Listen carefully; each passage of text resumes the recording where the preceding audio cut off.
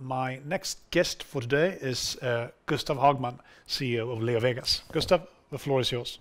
Thank you so much, and nice to be here. Good afternoon, everyone. Yes, I'm here to present Leovegas.com, so let's kick it off. I'm the group CEO and also the co-founder of Leovegas. And Leovegas was founded back in 2012. We actually went live the 12th of January 2012. We are a business-to-consumer operator within the online gaming sector. And today we have 8 local licenses, whereabout Sweden is one of them, Spain, Denmark, UK, Italy, and so on. And we offer then casino, live casino, and sports betting. We have our own technical platform, which we are very proud of, and I will speak a little bit more about that in a minute here. And over 60 third-party game suppliers, and also a multi-brand strategy for Leovegas. If we have a little bit look on the product mix, so 74% of our product comes from, or of the revenues comes from casino classics, which is basically the slot games. And 17% came from live casino last quarter, and about 9 to 10% from sports. And naturally now, when all the sports events are closed during COVID-19, sports going to be lower for the next quarter, of course. But I can hear some rumors that the leagues are picking up again, so we're looking forward for that. And our passion is King of Casino, so that's where we're heading for. That's where Leovegas shall be, and that's how we should position ourselves. And when I got a question around Leovegas growth, I tend to answer by, we have a strong company culture, and we're also very data-driven in everything we do, specifically when it comes to data-driven approach within marketing, but also in the product development. And then, all in all, we consider ourselves as a game tech company, a company with a lot of focus on product and technology. Remember, when we founded Leovegas back in 2012, that was to be the mobile first and to have the mobile first approach to this industry. And where are we then? So we spread out quite a while here, quite a lot here. So within Sweden, we have primarily our tech offices. So it's Stockholm, Västerås, and Växjö. And then we have in Malta, all in all, around 450 employees. And in Malta, it's mainly operations within customer support, CRM, which is customer relationship management. We have a big marketing department in Malta. Also the responsible gaming with about 70 people all in all, and all of that, it's in Malta. And then we have an office in Newcastle in the UK with about 150 employees today. They came through an acquisition we made about 2 years ago with RocketX. And then there's some employees in Poland and also in Milan in Italy. So all in all, around 800 employees and also full-time consultants, and almost 60 nationalities. And the average age in the company is 32 years. So a few words around our platform. When we launched Leovegas, then back in 2012, we did that on a third-party platform, meaning that we didn't own our own technology. Pretty soon we realized that we need to get hold of our own technology. We need to own our own technology, and that's in order to be able to steer our own destiny, more or less. Because we wanted to enter new countries. We wanted to add more products. We wanted to add more both game suppliers and game products suppliers, but also on the payment side. And by doing that and be able to sort of decide where to go the next step, then you need to have your own platform. So we started to build the platform back in 2013, and then went live 2015. And this is one of the core advantages with Leovegas, I would say, and one of the really huge milestones for the company. So today the platform has the ability to do multi-brand and also multiple front-end solutions, and it's cloud-based. Leovegas was actually the first operator going into Google Cloud, which has enabled a greater speed, accessibility everywhere where you are. And if we have a look at the gambling market all in all, so it's around 140 billion euros. That's a huge, huge sum. But that's the entire global casino market, both offline and online. And if we look at the European market, offline and online, it's around 17 billion euros. And then the online European market is around 8 million euros. So around half of the European casino market is online today, 17 to 8. So there's a lot of growth. And Leovegas, this is last year's numbers, then 360 million euros last year. So there's a lot of growth still. And I think this picture is kind of, right now, it's very interesting to see what's happening, because there is, of course, a trend around the globe where everything is going online right now. If you look at food, e-commerce, everything is happening online. And we can see here that it's a huge amount of casino revenues that are driven online as of now, which, of course, if you have the position as king of casino with the greatest product, of course, we should be there to be able to benefit from that growth. So interesting times for sure. And then the position for Leovegas, king of casino, well, every sort of segment of this industry has its own sort of star. So if you look at poker, then you have PokerStar. PokerStar, so synonymous with poker. And I would say within the betting, or then you have specifically live betting, you have Bet365, who are the sort of the largest company. And then within casino, it's very fragmented, but that's the position we are aiming to take as king of casino with Leovegas. And these are our revenues since launch back in then January 2012. So last quarter, 89.4 million euros, so close to 90 million euros last quarter in Q1. And this is also the EBITDA over time. And last quarter, we hit 9 million euros. I would like to say also adjust for some FX, unrealized FX losses of 1.4 million euros. And then also, that was a growth of 24% when it comes to the EBITDA last quarter.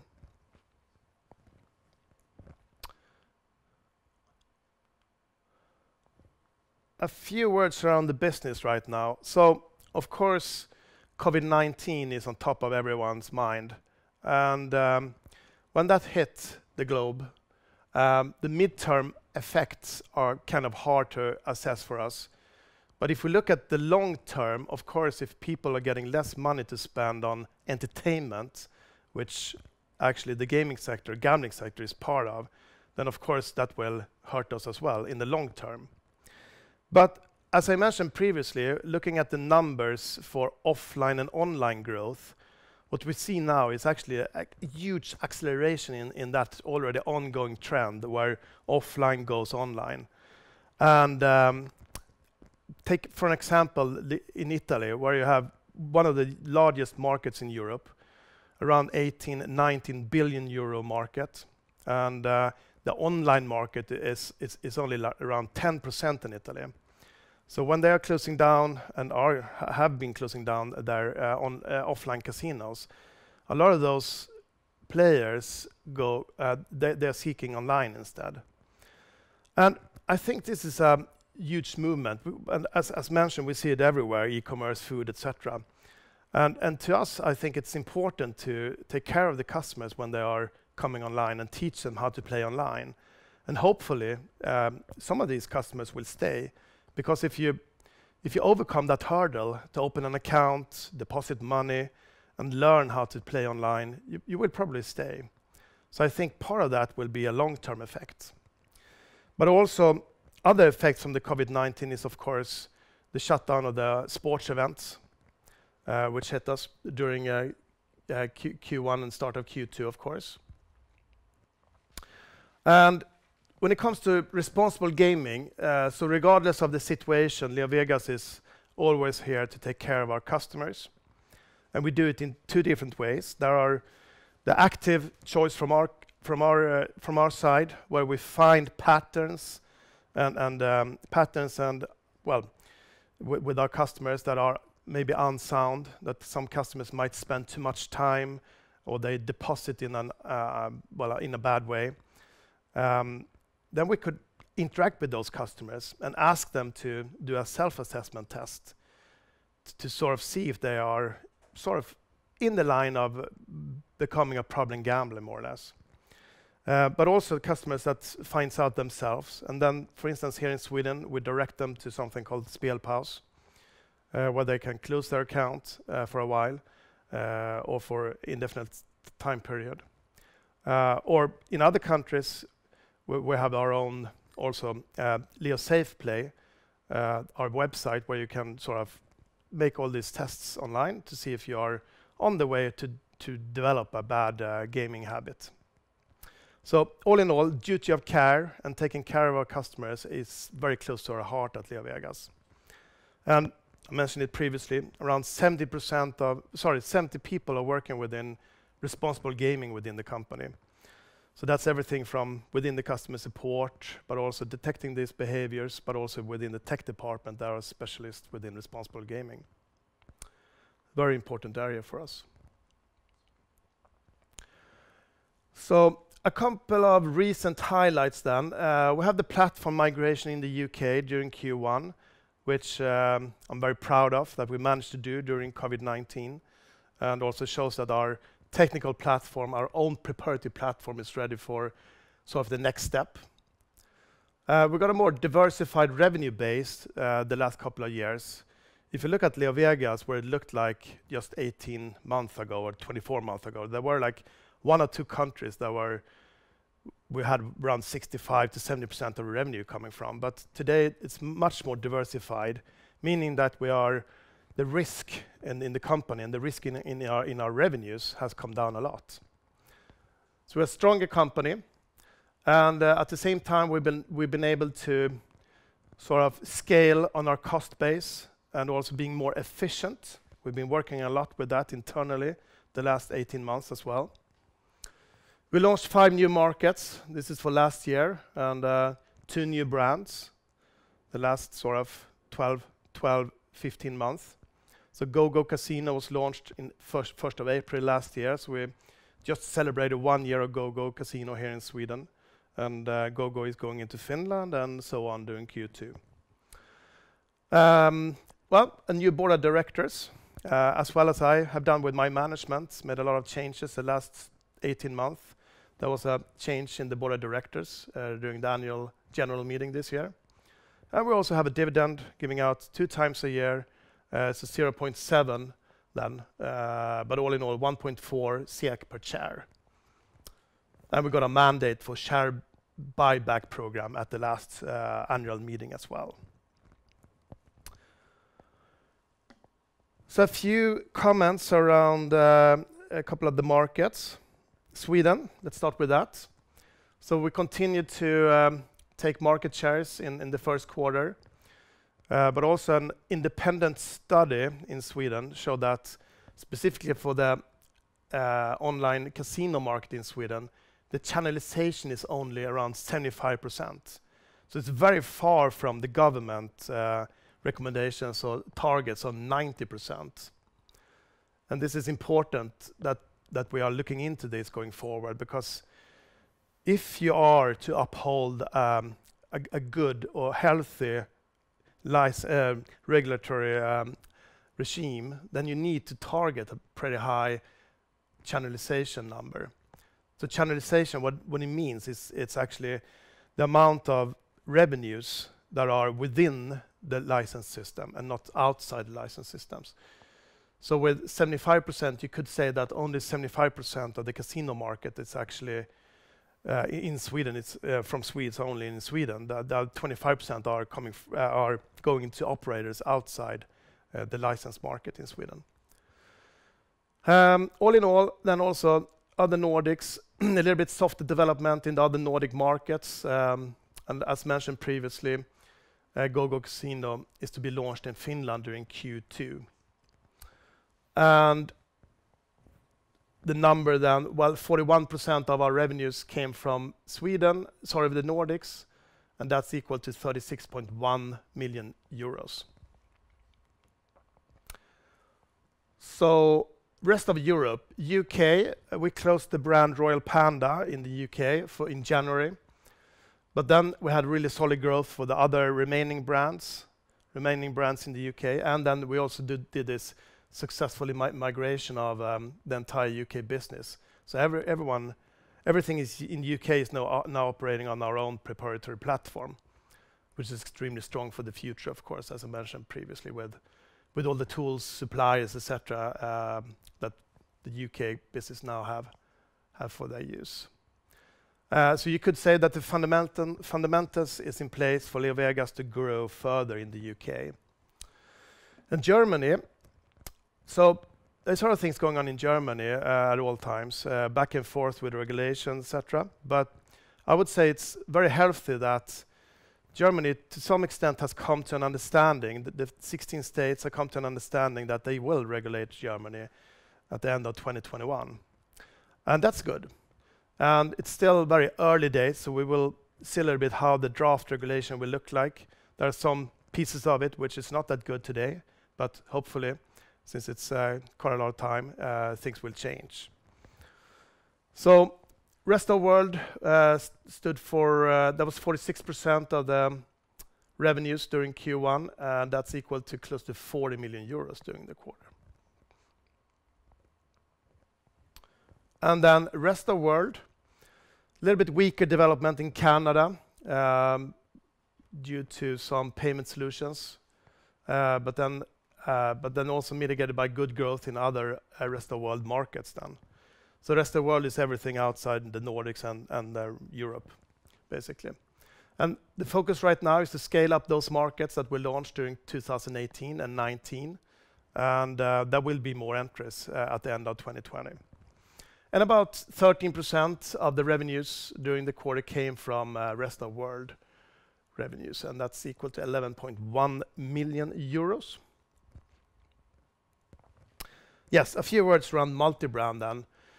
So very proud about our brands of Leo, as we call it, on the multi-brand factory. And we launched them. GoGo Casino was launched the 1st of April last year, and it's doing really, really well in Sweden and will continue into Finland. And then livecasino.com, our own really strong domain that we bought a couple of years ago, that we transformed into a strong live casino operator, was launched just a couple of weeks ago. So far it's only launched in a couple of English-speaking countries, but we will take it into more of our regulated markets a little bit later on.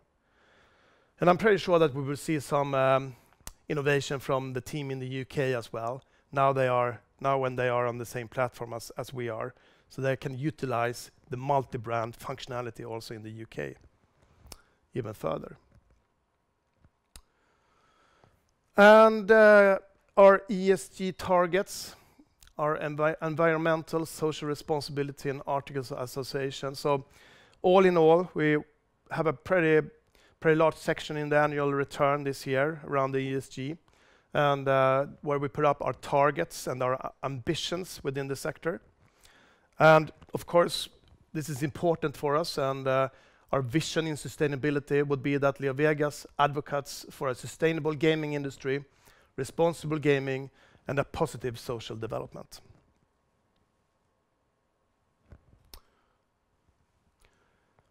And going back a little bit to Q1 numbers, so the revenues during Q1 was close to 90 million euros, organic growth of 4%, and as mentioned previously, an EBITDA of 9 million euros. That's a 10% margin. And our regulated share was 53% during the quarter. And we had 413,000 depositing customers during the quarter and 193,000 new depositing customers during the quarter. Pretty strong numbers that we took into Q2. sort of gave us a really good start of Q2. So primary revenues in April then was 37.6 million euros, and that's an increase of 23% compared to April last year. And as I mentioned previously, the ongoing trend has been accelerated from offline to online. So, and I would say, and I would like to summarize that in play online, because it's much safer and it's much more secure for everyone to play online. So, just to summarize everything, why Leovegas then? On the market size, there's a huge market out there with close to 140 billion market, and Leovegas only, well, 0.35 billion, I would say. And then only 10% of all gambling is online, so it's a strong growth and even stronger during these times. The position, we have a strong brand, we have our own technology, and a very data-driven organization. We are a game tech company. And the KPIs then, Q1, 4% revenue growth and 24% EBITDA growth during the quarter, and really strong start of Q2 with a growth of 23%. And regarding the share, the management and the board owns around 13%, so pilot school, that's how we are driving Leovegas. And 1.4 Swedish crowns in dividend for the year, and also the mandate, we got a mandate for the share back programs. And I'm happy to say also buy ratings from all banks and analysts covering Leovegas. And with that, I leave for Q&A. So, hello again. And my first question will be about, well, basically my three favorite KPIs within the iGaming industry. And can you please elaborate a bit about your ARPU, your customer acquisition costs, and the retention rate? Do you keep players better now, or the development within these three? I would say this is spot on. This is a spot on question, because these are the KPIs that we are working with day by day, every day, and we try to all the time getting better. Our algorithms and the machine learning, it's all the time working very data-driven in order to get customers for the right kind of customer acquisition cost, for example. And the only thing I can tell you is that continuously over time, if you have a pretty large bunch of channels, 800 to 1,000 different marketing channels, these ones are day by day selected in like green, yellow, and red ones, where we are cutting off the red ones. And the green ones are, of course, very good. Then we continue to fuel those ones with more funds. And then the yellow ones, we're trying to get them to the green space. So what does that mean then? Well, there's a constant evaluation of all our marketing channels. And we are not really looking into which country should we sort of put money into. We're more looking into the channels, very agnostic. Okay, and the average revenue per player, can you talk about that development? Well, that's also something that we all the time striving to find the right kind of players. And there's been a slight shift, and we can see that some channels like Google, to some extent Facebook, they are performing very, very well. And continuously, there's a lot of things that we can work with, specifically in Google and search and so on. And now recently also app marketing actually has been performing quite well. So that's in general where I can talk around those numbers. Okay, thanks. And my next question is regarding your latest brand, livecasino.com. So can you please elaborate about this? Why have you chosen a dedicated brand for live casino, and what marketing have you been talking about in this early stage? So yeah, good question here again, and that's a great domain that we managed to buy 2016 already, and it's been like sleeping a little bit since then, and we just been waiting for launch it. And it should be the heaven and the place for everyone who loves live casino to go to livecasino.com. And naturally it has a really high, if you search on live casino, blackjack, roulette, etc. on Google, where it's launched, then you will find it on the first page of Google. So we will have a lot of, call it free organic traffic in those countries. So it's launched in several English-speaking countries, and fairly soon we will launch it in more of our regulated markets as well. Okay. And if we talk about live casino, what is driving the growth in live casino? Is it traditional table games like blackjack, baccarat roulette, or is it more to say the game shows we've been talking about lately? So internationally, I would say the game shows are a really strong driver right now in terms of new customers and activity. Then the game show customers, not in all countries, but in some countries, it different a little bit from geographies, where about their ARPU. But in general, we believe that's a really strong new segment in this industry.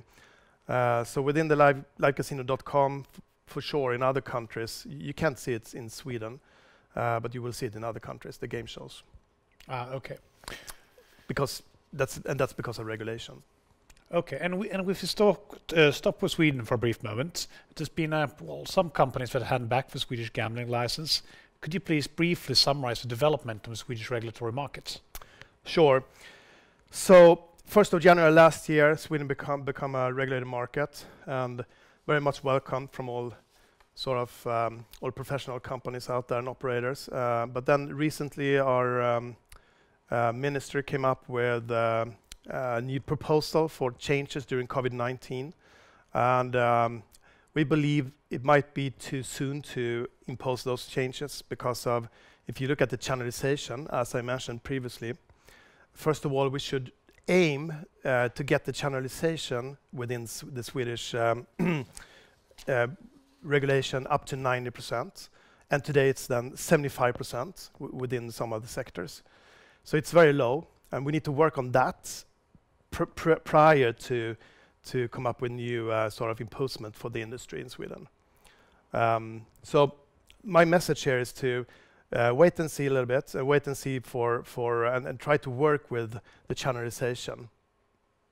Okay, thanks. And if we talk about different market, you mentioned Germany, you mentioned UK, you mentioned Sweden, and about the Nordics. Could you please shed some light upon, for example, Italy and Spain, and the development there during COVID-19 and generally? Sure.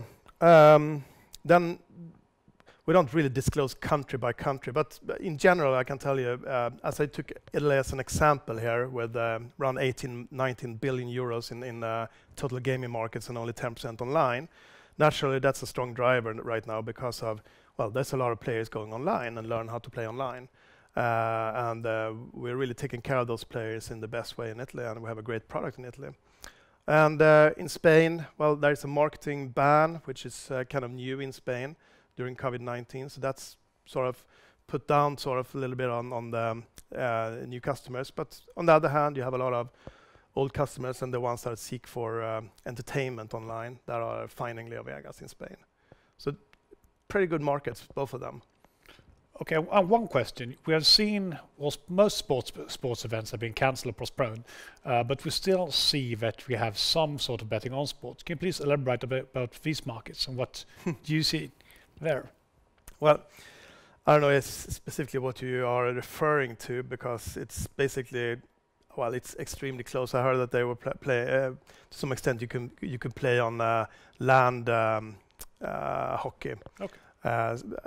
With some sites, and then you can play on e-sport, of course, if that's considering being a sport, not in that sense. But all in all, we are happy and waiting for the league to start again, and rumors that they should start around mid-June at that point. Yeah, and we have a Bundesliga starting this weekend, for example. But the big ones, yes. Yeah. And then I have one question. You have approximately 42 million euros in unrestricted cash. Are you constantly evaluating acquisitions or evaluating your capital structure? Of course, we're constantly evaluate our positions a bit, but at the same time, we are happy to save a little bit right now. I think we will look into a future where there will be more possibilities, I would say, with acquisitions going forward. But we are a little bit of a wait-and-see game. We're happy to be part of that in the future. Okay. And can you please tell us about the development in Leoventures? Sure. So in Leoventures, we sold... Leoventures is the venture arm of Leovegas, and up until November last year, we had 3 companies within Leoventures. But we managed to sell off one of the companies, Authentic Gaming.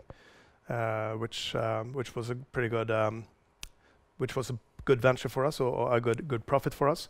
So there is two companies within Leovegas as of now. One is called Pixelbet, and they are targeting or specifically within e-sport.